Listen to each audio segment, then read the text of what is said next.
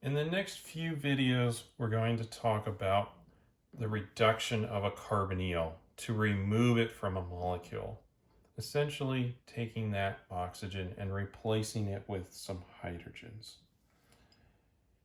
But first, I'd like to talk about why we would want to do that. So, what are some of the things that we use functional groups for? Well, functional groups are handholds or places that we use to build up molecules.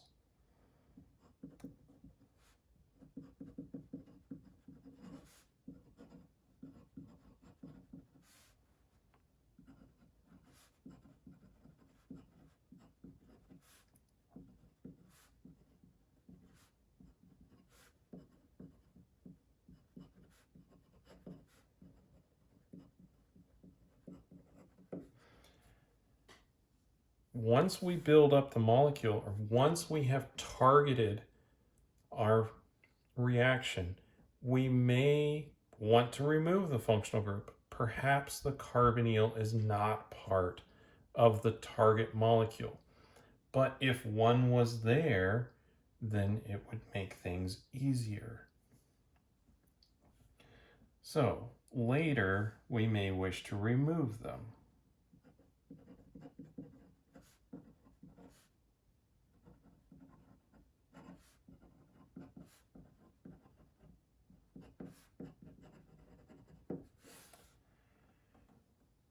Carbonyls are a very versatile functional group, so it's nice to be able to use those.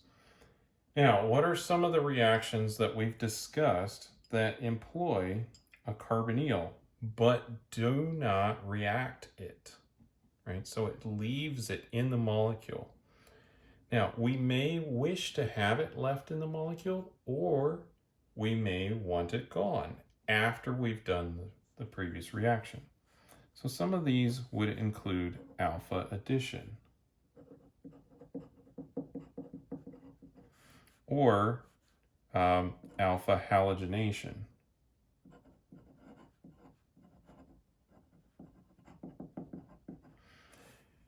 Remember how we can deprotonate an alpha carbon, alpha hydrogen, and then we can substitute in a carbon.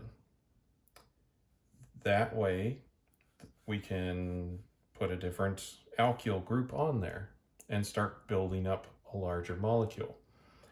After we've done that reaction, we may wish to remove the carbonyl, but alpha addition will leave it there. Also, we have talked about 1,4 addition. We may wish to target where we're adding to a double bond, and 1,4 addition is an excellent way to do that. Once we're finished with it, we will still have the carbonyl left over. We may wish to do some other reaction to it, like a reduction to an alcohol, or we may wish to remove it completely.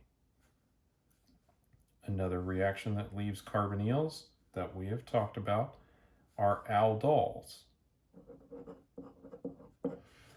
Either just the aldol reaction or aldol condensation. Once we're done, we'll notice that there's a carbonyl left. And finally, Robinson annulation.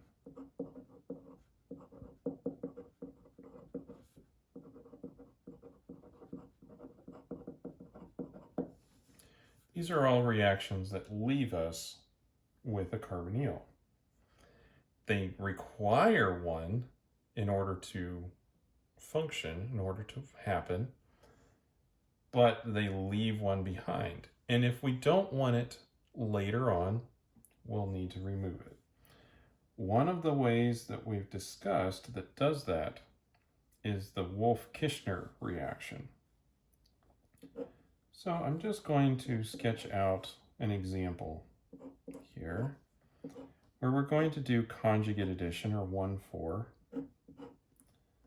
on this. So to make sure that I do conjugate addition, I'm going to add the organocuprate, or the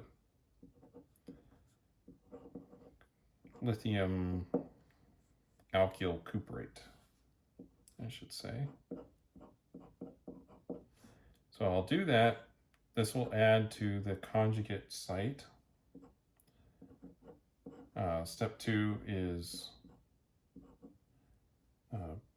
protonation. So we should have this.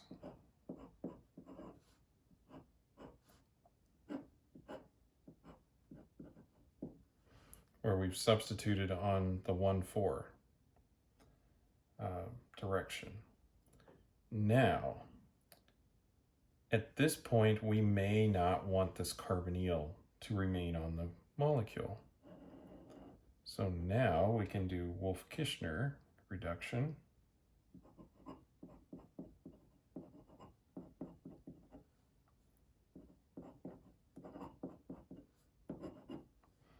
And simply remove it.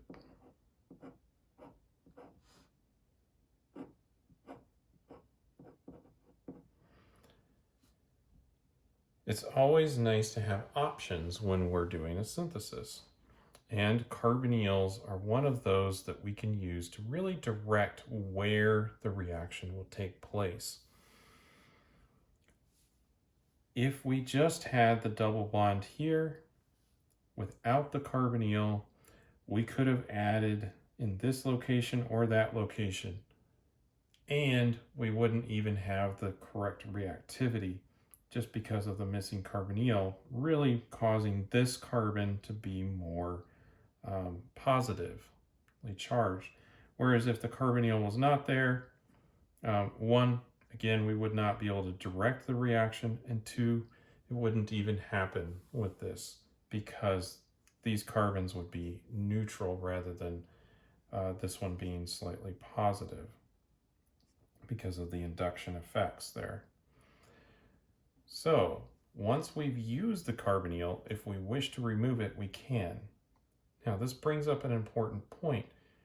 Sometimes when we're doing an organic synthesis, we have to consider that there could have been a functional group in a location that we've later removed. And this will complicate our reaction schemes. But if we pay attention and think about these potential reactions, then we can think, if I had had a carbonyl in this location, then I could have selectively placed one of these reactions, because each one of these is quite selective at where they react in the molecule relative to the carbonyl. Once I have that, then I can remove the carbonyl, but I've left whatever change in the location that I wanted. So you'll have to practice looking for places that a carbonyl could have been and then consider ways of removing it.